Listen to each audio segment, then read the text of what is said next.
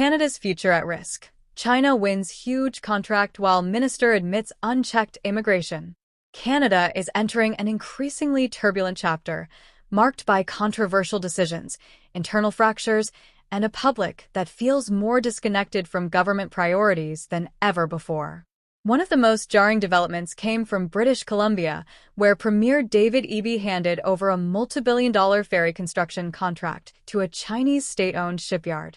This decision has sparked outrage among Canadians, who view it as a major misstep in a time when national interests should take precedence over foreign partnerships. While BC Ferries argued that no Canadian firms bid on the project, the optics of outsourcing such a vital infrastructure project to a foreign power with a tense economic relationship with Canada have left many feeling betrayed. Critics argue that this decision reflects not just a failure in industrial policy, but a deeper issue of strategic negligence. The relationship between Canada and China has been fraught with tension, particularly following incidents such as the Huawei executive's detention and ongoing trade disputes. China still enforces tariffs on Canadian products, and instead of leveraging this contract to negotiate relief or reciprocal benefits, the BC government offered it up without conditions. This has raised questions about the motivations behind the decision and whether it truly serves the best interests of Canadians. The fact that Premier Eby's advisor reportedly has ties to the Chinese Communist Party only fuels speculation that political favors or ideological sympathies may have influenced the deal. For many Canadians, this isn't just about ferries, it's about national self-respect and economic sovereignty.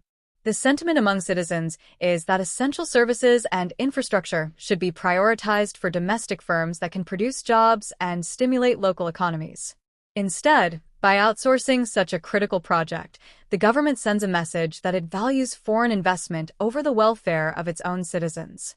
This growing sense of betrayal is compounded by the perception that the government is more focused on appeasing international stakeholders than addressing the immediate needs of its populace. This sense of betrayal is intensified by growing frustrations across Canada about misplaced government priorities. While billions are allocated to foreign aid, like the recent $25 million sent to support education in South Sudan, many Canadians continue to face rising homelessness and crumbling public services. The allocation of funds to international causes often draws ire from citizens who believe that their own communities should come first. The money that could have been used to fund temporary shelters, healthcare waitlist reductions, or infrastructure that would benefit citizens directly is instead funneled into global initiatives. This disconnection between the government's actions and the needs of its citizens has left many feeling unheard and undervalued. Adding fuel to the fire, a shocking revelation came from Immigration Minister Marc Miller, who admitted publicly that the current immigration influx is poorly managed. This admission has raised alarms across the country, particularly in provinces like Alberta, which has absorbed a significant increase in new arrivals, up nearly 4% in just 1 year. The strain on job markets, public housing, and health services has become undeniable, with many communities grappling with the challenges of accommodating newcomers. While immigration can be a crucial driver of economic growth, it appears that the federal government is ill-prepared to handle the rapid changes in demographics, leading to heightened tensions and frustrations among both new and long-standing residents. The rising unemployment rate in Alberta, which has surpassed 7%, paints a stark picture of the current economic landscape. The influx of new residents has intensified competition for jobs, making it increasingly difficult for both immigrants and existing citizens to secure employment. This has led to a growing sense of insecurity among workers, who fear that their livelihoods are at risk due to the lack of a coherent immigration strategy. Critics argue that the government should be doing more to support job creation and workforce development, rather than simply allowing unchecked immigration to continue without a viable long-term plan. The disconnect between policy and reality is becoming increasingly difficult to ignore. The housing market serves as a glaring example of this disconnect. Despite recent price drops, with condo values in Brampton falling over 11% year-over-year, homeownership remains a distant dream for many Canadians. The prices may be falling, but so is affordability. Wages aren't keeping up with the rising costs of living, interest rates are climbing, and public trust in housing policies is evaporating. Many citizens feel that the government is out of touch with the struggles they face daily, leading to a growing sense of frustration and disillusionment. In addition, the government's focus on large-scale infrastructure projects abroad, while neglecting domestic needs, has further exacerbated public sentiment. Many Canadians believe that the government should prioritize fixing local issues, such as improving public transit, enhancing healthcare services, and investing in education, over foreign contracts and aid. The prioritization of international relations over domestic stability raises questions about the government's commitment to its citizens, further fueling the narrative that the needs of the Canadian populace are secondary to global diplomatic relations.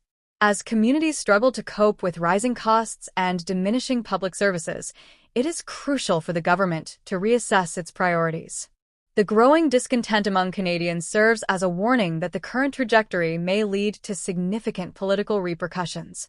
Voter apathy and declining trust in government institutions could usher in a wave of change in the next election cycle, as citizens demand accountability and a renewed focus on domestic issues.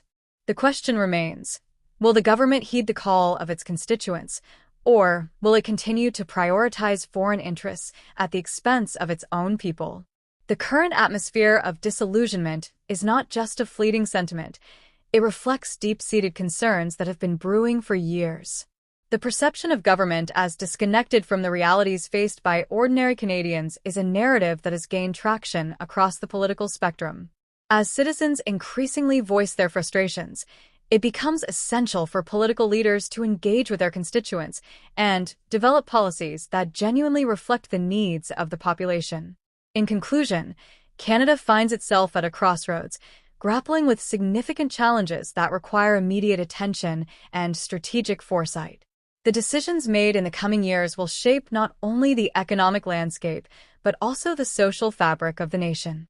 As the government navigates these turbulent waters, it must prioritize the needs of its citizens, address the underlying issues of immigration and economic policy, and rebuild trust with the public.